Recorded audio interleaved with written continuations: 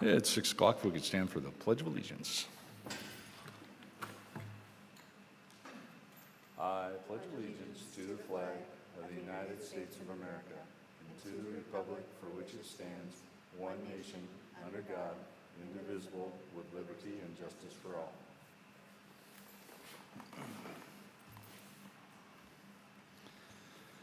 All right. Has everybody had a chance to look at the agenda? Yes, I move that we approve tonight's agenda.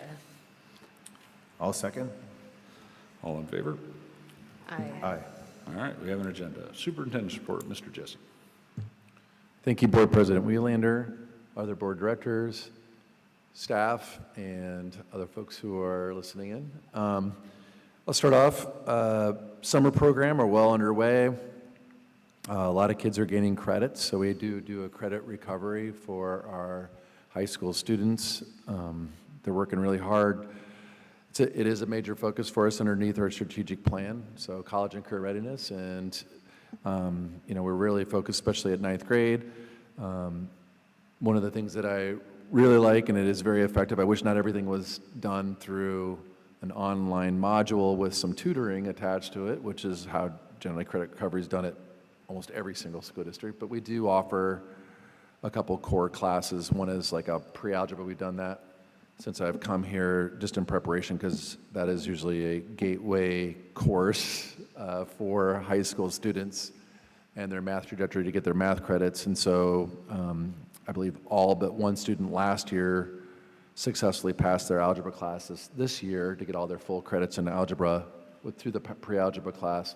And it's going really well this year too. So I get really excited about that. We also do offer an ELA class as well. And in fact, it's going so well that we had a student give a book recommendation to the administrator for summer program and took it and ran and loved the book, the recommendation from our students. That's exactly part of our other thing around high quality literacy. It's not just about teaching kids how to read, but to love the part of reading and writing that goes on, and so that's always cool to hear.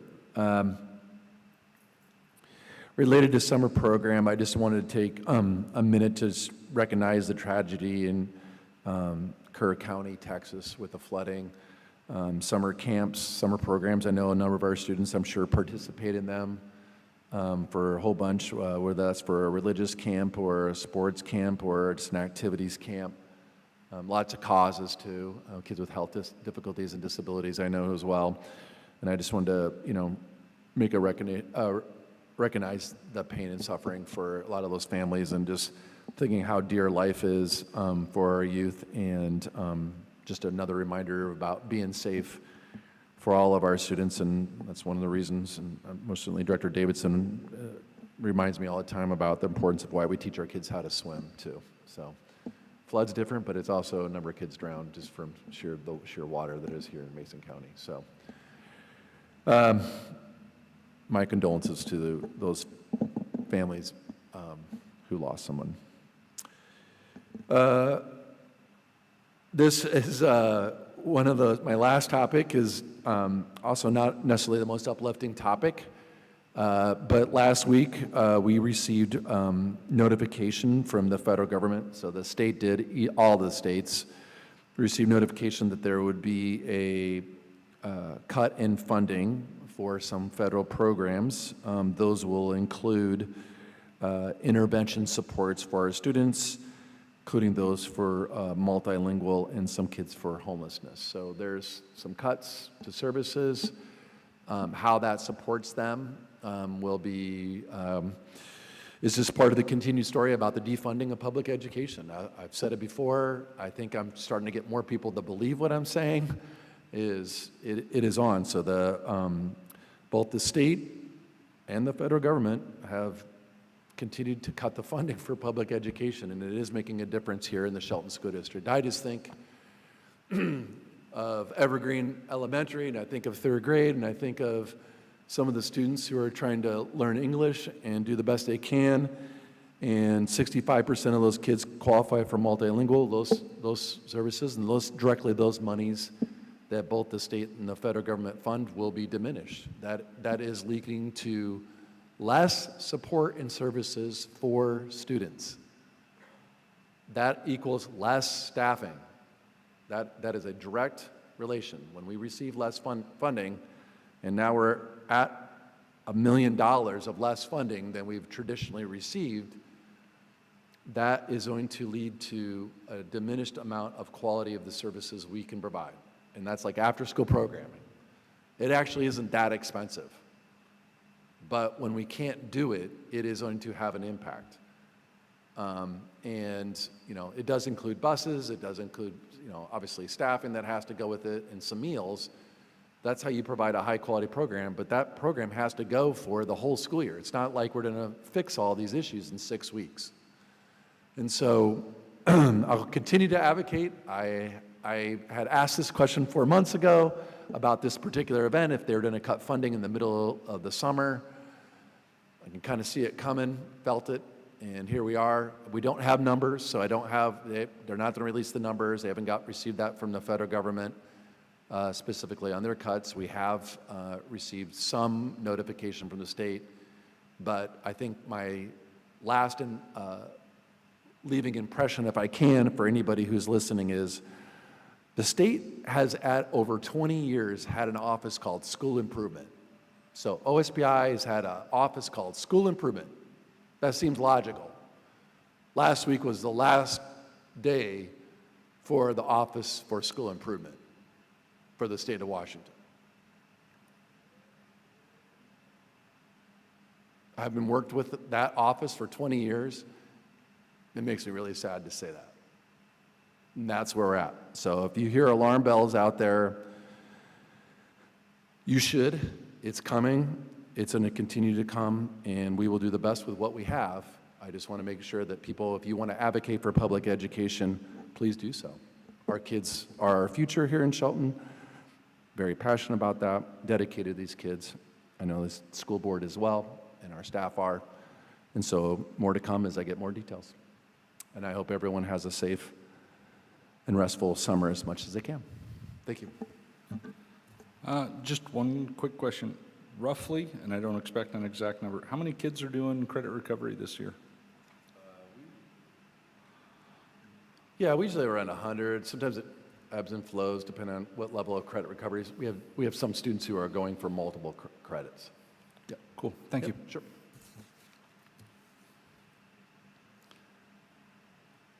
There's nobody here, but I'm going to read it anyway. Community comments. Item number 4, as part of the regular school board meeting, the board welcomes community members to make comment in person and/or by phone as conditions allow. Please see the full script with call-in instructions and guidelines for community comments displayed on the screen above. Is there anybody out in TV land? Nope. Okay. And we'll move on to item number 5, reports and recognition, 5.01, HR update with Tabitha Whitting.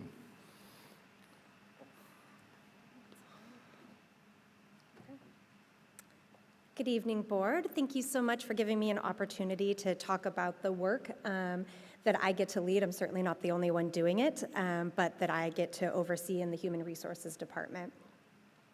So start by bringing us back to the strategic plan. As we all know, all of the work that we do here, everybody that works here, our work is directly tied to the strategic plan, and human resources work is no different. We actually have a huge priority in investing in effective educators and leaders. And so a lot of the work that I get to do, and that is one of my favorite parts of my job, is getting to recruit and retain those highly effective teachers. And we do that because we know that highly effective educators and leaders result in effective learning for our kids. So one of the ways that we recruit highly effective educators and leaders is in our hiring practices. So over the past few years, we've been making some changes to recruit more qualified candidates. We've increased recruitment efforts, and when I say that, that means that we don't just wait for candidates to come to us. We are actively looking and going out. We're going to job fairs that we know have had the best results for us for finding highly qualified candidates. We're partnering with Evergreen State College for student teachers who have given us some amazing student teachers, and we know that student teachers often stay in the district that they student taught in, so we're also hiring some great teachers from Evergreen State College. Moving to Red Rover has allowed us to reach out to candidates that haven't even finished applying for a job yet. So if you put in your application, we can see that, and we can reach out to those people and see if they're really interested and get them excited about coming here, and we have hired people through that process. Like I said, we've moved to the Red Rover hiring platform. We did that the year that I came last year, and it's been phenomenal. People can apply in about 2 minutes. So you upload your resume, and it auto-populates the application for you. So instead of the 30 minutes that most people, to an hour actually, when I applied for this job, I think it took me 2 hours to get through the entire process, and people now it takes 2 minutes. We also can use that platform to do asynchronous interviews, which is creating this super fast hiring process for us. So they apply, we can immediately send off references. If everything looks good, we can send them an asynchronous interview, which means we've given written questions that they see and answer. And then if we think that they're a possible match, we bring them in for an informal second round interview to see if it's a good fit.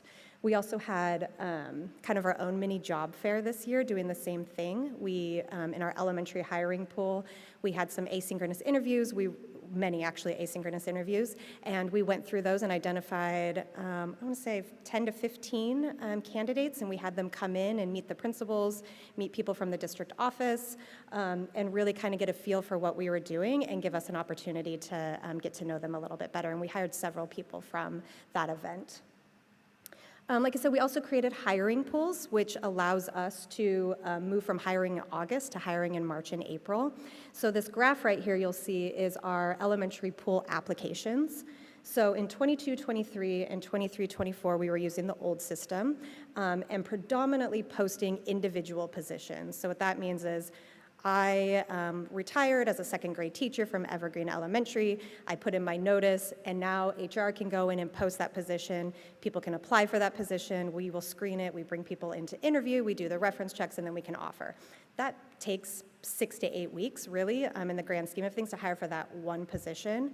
And by doing elementary pools, what we can do is we make an educated guess about how many positions we think we're going to have open based on trends and other things going on. And then we can hire in March and April before those people have actually put in their resignation. And then we get to match up those people that we hired with their skills and their interests. So we're getting in front of it. We get to hire these people and then place them instead of waiting until August when honestly all the really highly qualified people have already been hired by other school districts. So teaching experience, so we hire these really great people, and then the next step is to retain those really great people. So I dug into a lot of data to do this PowerPoint, and was more than pleasantly surprised at a lot of just the really great data that we have about retention and recruitment here in Shelton School District. So I pulled like-sized school districts, so about 500 FTE students, give or take either way, just to look at what our average years of teaching experience is.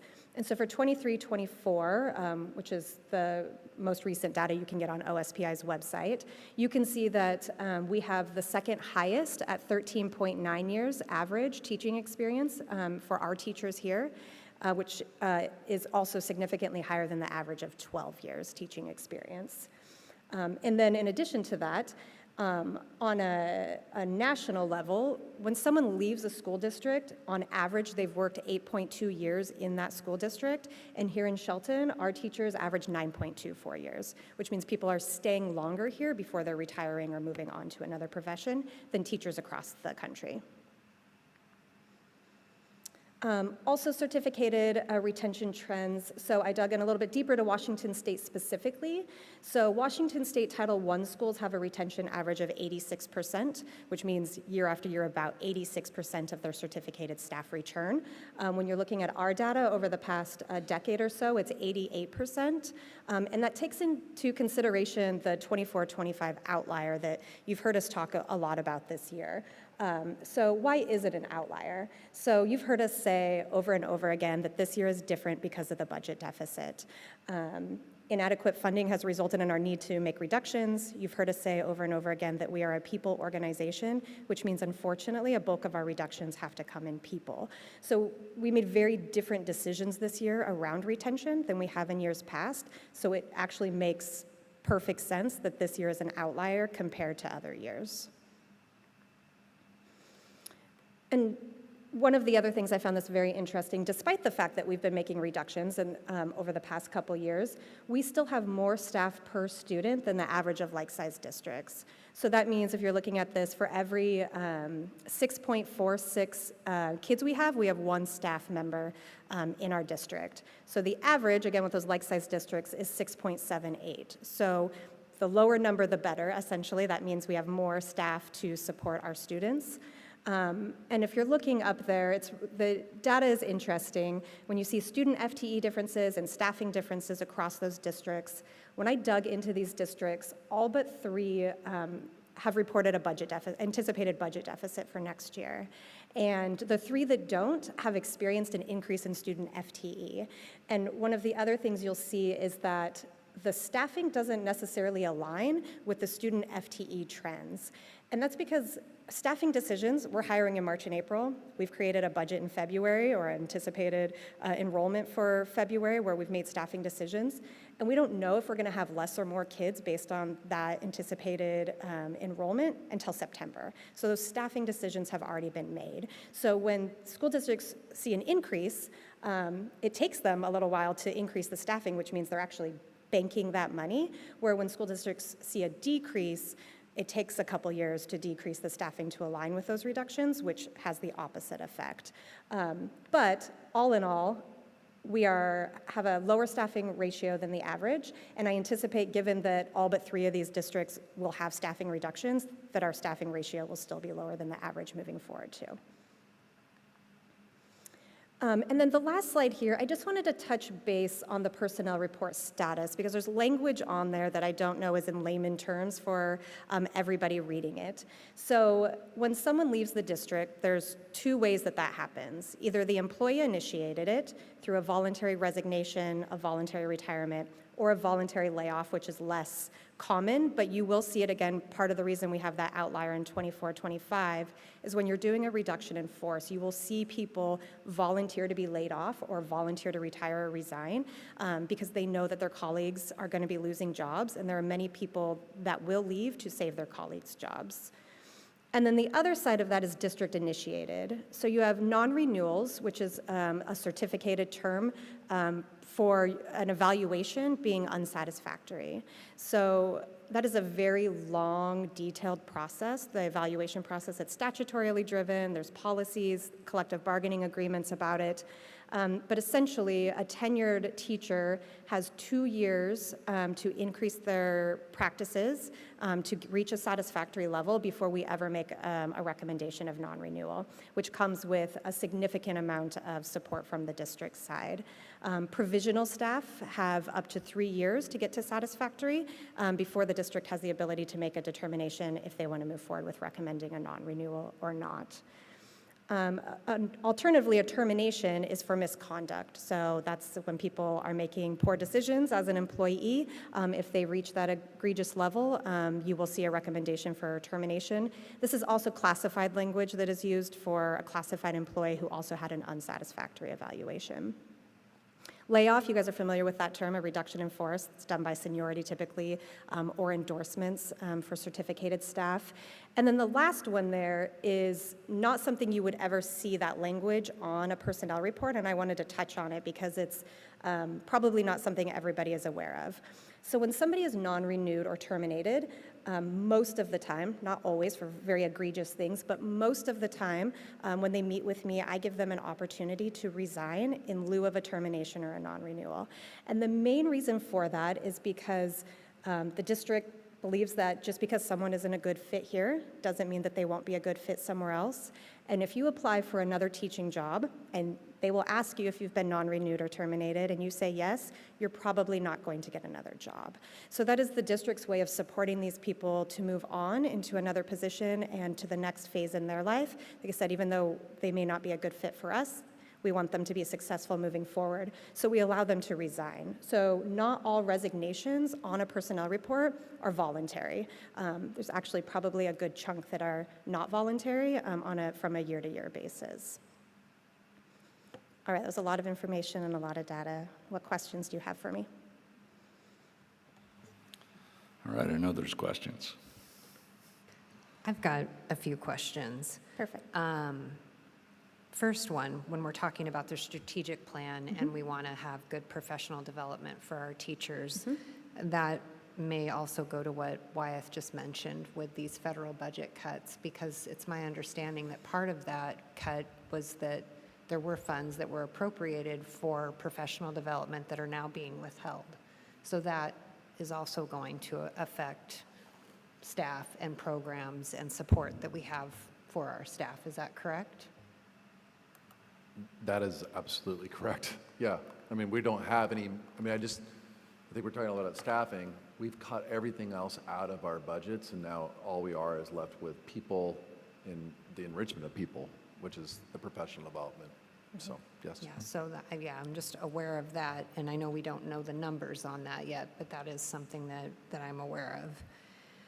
I often get questions from community members about why we are hiring teachers when teachers are being laid off due to budget cuts. Sure. And that is something that's not well understood. And so I know, sometimes I give them the example of a high school, math teacher is not necessarily certified to be a second grade elementary school teacher. Correct. Can you give us some more examples so that, people can understand why this is happening, why we would be hiring in a situation where we're also laying people off? Sure. So a layoff happens based on seniority, and so sometimes that does require a certain level of layoffs in order to get to a certain number, which can require certain movement to happen and certain hiring that needs to be done. But predominantly, in the last school year and in other school years, not all separations are due to layoffs. A lot of it is a very specific certification. If you're only endorsed to teach French and we're not going to offer French next year, then you're going to receive a layoff notice during a reduction in force because we don't have a position for you. However, there are people that are non-renewed and are allowed to resign in lieu of a non-renewal or are terminated for misconduct, which are still positions that we need to fill that French teacher can't fill. So we will always have openings no matter what our budget situation is, because there will always be people ebbing and flowing out of the district for a variety of reasons. Yeah, I appreciate that, because even when we see things for special education teachers, physical therapists, occupational therapists, I think sometimes people don't understand that we don't have a bunch of people in the school district that have all of these certifications and can get easily moved or manipulated into another spot to save a job. Exactly. So that, I think, is something that I do get asked that question quite a bit.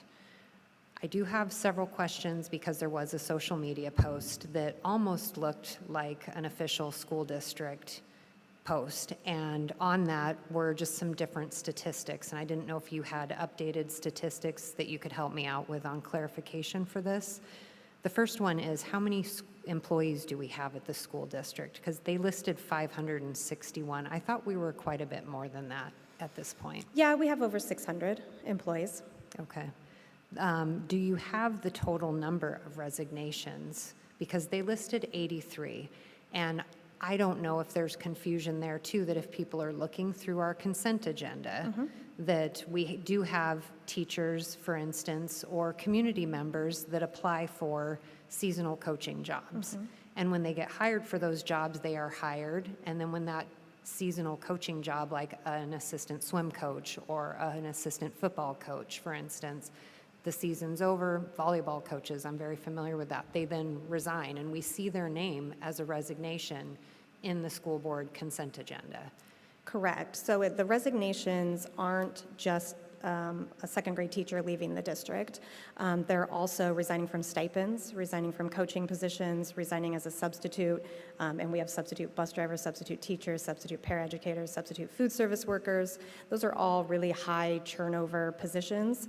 And I did look at the personnel reports for this year, and about 25% of the resignations fall into those categories: coaches, stipends, and substitutes. Because there's teacher leaders and things like that in the buildings as well. I know just from looking at it over the years, and so I wondered if there could be some confusion and a misinterpretation of the amount of resignations, but Yeah, the type, like I said, the type of resignation isn't always a position either. For instance, we have para-educators that resign an hour of their time, and it's going to show up as a resignation, even though that person isn't resigning from the district as well.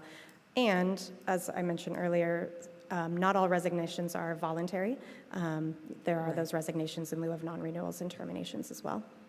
Yeah, and I think part of that story is too, is we had an unusual amount of resignations really early in this year. It was literally in we had some in December and January, just because some people were nearing retirement. They knew that budgets are tough. That's a common thing for some certificated staff to go, hey, I'm near retirement. I'd rather retire. I was thinking about it, and I know this teacher next to me is a younger teacher. If I don't go, they may go, is usually the common thing. So I don't feel, looking at that data, if you're thinking about it, really, you started getting in the zone of 50 staff, well, there's we usually get 35, 40 positions turnover, and then we're gonna have 10 or 15 people who are gonna choose to retire early, just for the sheer fact of, hey, I know I wanted to go, and we know those folks in those stories this year of their own fruition. No one forced them or anything like that to resign in those cases. Yeah, I touched base on that as well, that it is very common in a year where reductions are being made for staff to voluntarily resign or retire. Why I said when they're getting near the end of their career anyway, they know there's probably going to be a little bit more work the following year, there's going to be less staff, it's going to be harder. A lot of people decide at that point that they're just going to retire a little bit early than they had planned on. I think that's all I have for the moment. I'm going to follow up on that just a little bit to get clarification. When you combine your resignations and your resignation in lieu of termination and your terminations, all of those together maybe would be the less ideal, possibly, leaving. Is that increased from previous years? I know we have the RIF and I know we have layoffs. Set that aside. Is there a significant increase in those particular places? And you saw in there the 24-25 outlier year. But setting aside what we might have laid off because of budget cuts. Right. Thinking of people that maybe weren't laid off because of budgets. Yes, it is a higher than normal year, and I will say that we took a really hard look at staff this year, and we have really high standards here in this district, and knew that we needed the best of the best here next year because we are going to have less staff, which did result in some non-renewals of provisional staff that would show up on there as resignations. So yes, it is a higher than normal year due to a number of factors related to the budget deficit. And one of those factors is, hey, we looked harder at staff than maybe we have previous years. Correct. Okay, thank you. Any other questions? Thank you for all the data. I love data. The only question I have is just kind of listening to a little bit of social media, people in the crowds, things like that. Have we given any thought to an exit interview or an exit survey when people separate for whatever reason that may be? Sure. I have done a lot of research actually on exit interviews. Not super effective data. As you can imagine, someone being non-renewed doesn't have a lot of positive things to say about the district, as was witnessed by public comment at the last school board meeting. So they're not typically providing that type of data. Something that I did in my previous district that I thought was far more beneficial is what we called stay interviews. And that is where you find those top performers, those really positive people, those people that are contributing to the culture, and you find out why they're staying, and you replicate that. And so that is something certainly we could look at that actually provides us useful data, as opposed to exit interviews where you're just getting disgruntled data that's not always super effective or fully true in its nature. Okay, thank you. How are we looking for staff for next year? For staff, staffing? Are we, how many positions are open at this time? Not very many? Are we putting None, we're things done. kind of on a hold Nope. because we're not sure what? We've hired all of our vacant positions. Okay. So at this time, there is not, okay. Nope. And again, There have been, like you were alluding to, like special ed is, I mean, no matter what, we are going to be hiring for special ed. Multilingual is another area, some of the specialty areas for ESA staff, which is your, a school psychologist, your SLPs, your OTs, PTs. We have to contract actually. We can't even find people for those. It is elementary. We do have class size, which is part of this. The state mandates class sizes for student ratios at the elementary level for K-3. So we have to maintain those. So if someone resigns there and we don't have other people that are endorsed in those other areas, we do post for those jobs. And that's why when people go, I don't know why, part of the story is why are you hiring? I'm like, yeah, those are almost all elementary jobs. And then it gets very specialty at the secondary levels because there's not usually a lot of movement, and so a lot of people don't have those special endorsements, and then we end up finding people in that. So I just want to make sure that when you're like, oh, you're hiring a lot, yeah, we're going to have movement, and that's why the elementary, that scale of why are you recruiting in the numbers for elementary is because it's just more fluid. You're just going to always have a bigger pool for elementary just because most of those folks can teach literally any classroom position K through 4 at our elementaries, and even up at the OMS or 5-6 level. Last question. Well, last question for me. I know you talked about using Red Rover. Based on your explanation of it, I'm assuming it's AI, GPT, whatever that is, Skynet. It does use whatever. artificial intelligence to pre-populate the application, although the candidate can go in and modify anything. Sure. So that's speeding everything up. I'm assuming, and I hope that I'm right, that when we get to the background checks and all of those things to make sure we're hiring truly good folks, that is just as robust as ever. Yeah, you are required well, if you work alone with children, but I actually require it for everybody hired here. If you haven't been fingerprinted in the last 2 years, you are required to receive a fingerprint, and you are not allowed to be alone working with children until those fingerprints have cleared. We also do a Washington State background check on every single person we hire. Okay, thank you. Anything else? All right, thanks. Thank you. Moving on to item number 6, the consent agenda. Did everybody have a chance to take a look at that? I propose we approve the consent agenda. I'll second it. All in favor? Aye.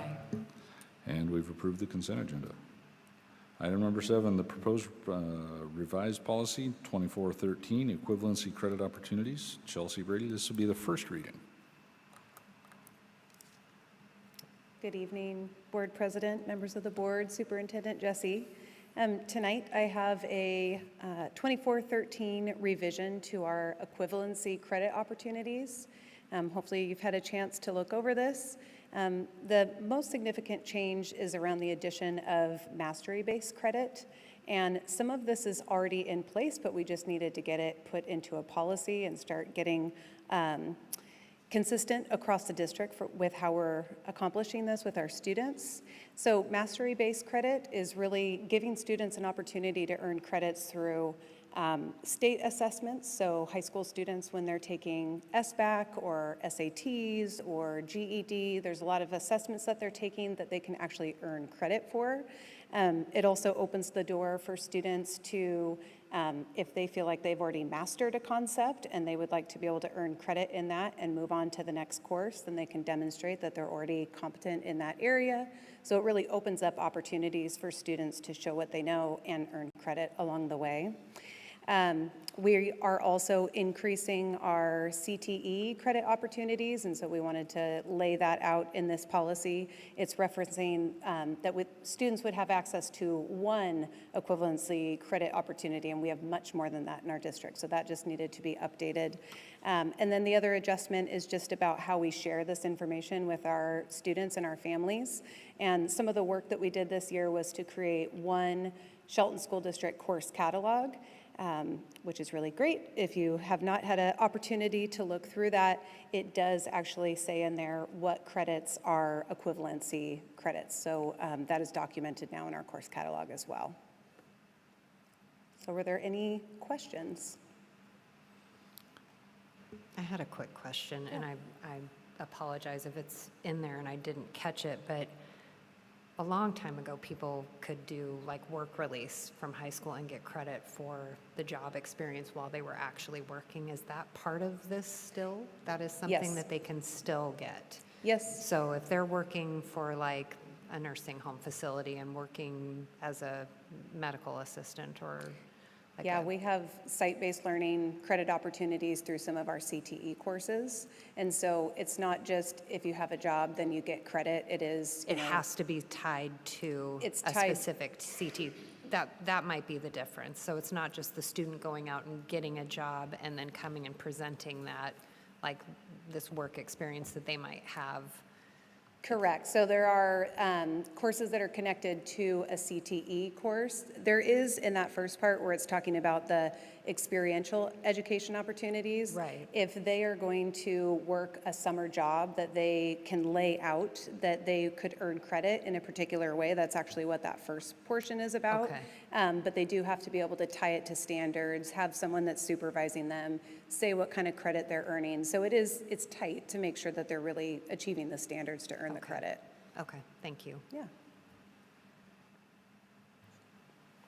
I didn't see anything. I thought it looked like a lot of updates that needed to be made, so. Yeah.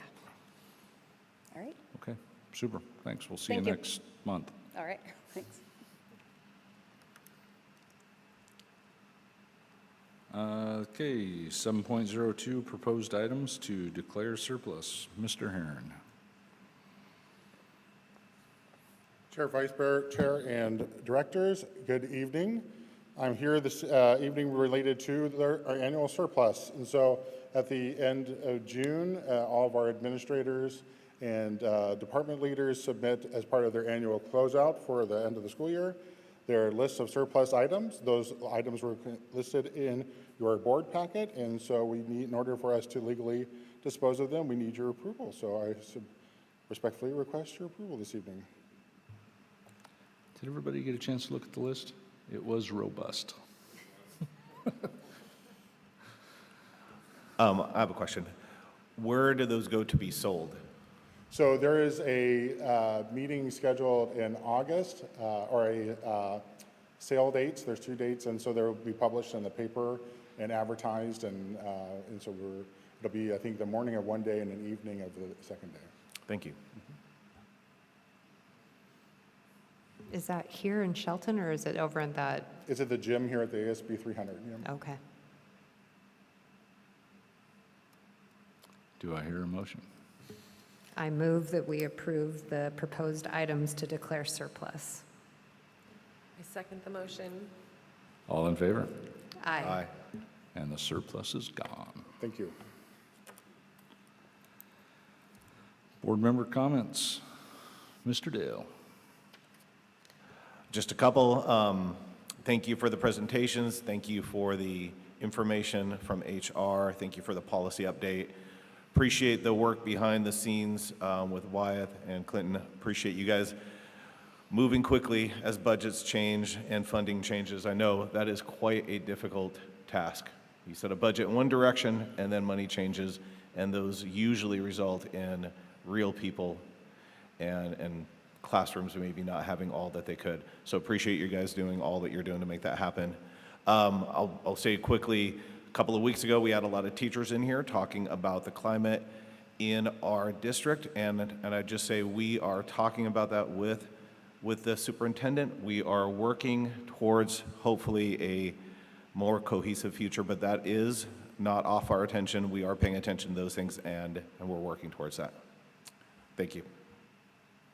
Director Gilmore.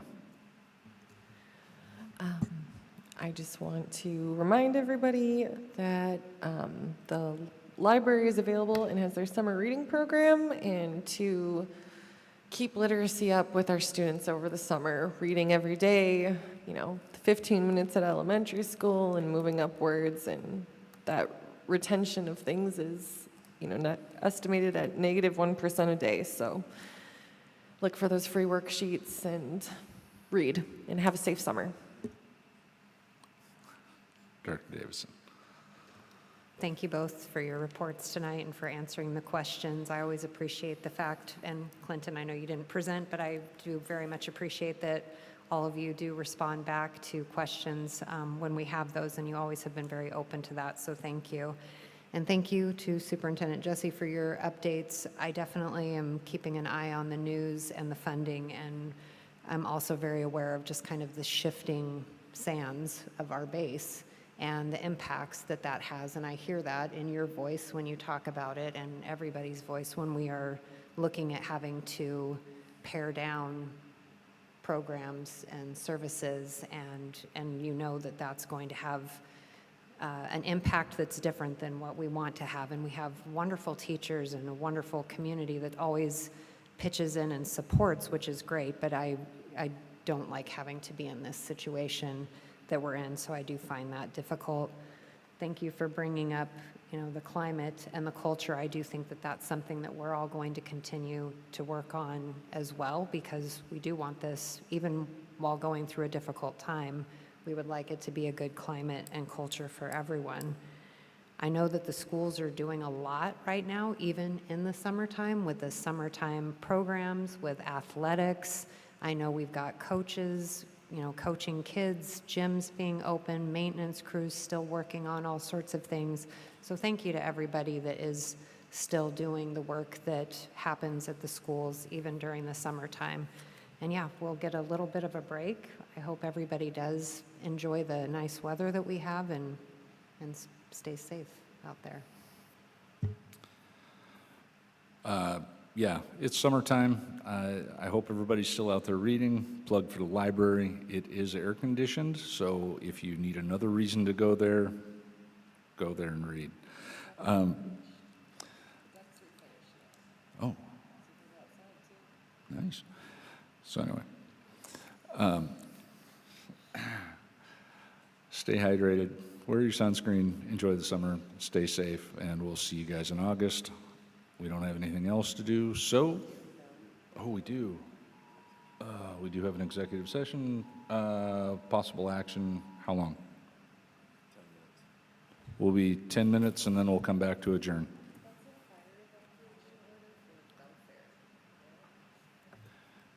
If you live in Belfair, you probably just received an evacuation notice. Please follow the directions and contact your local authorities. Thank you.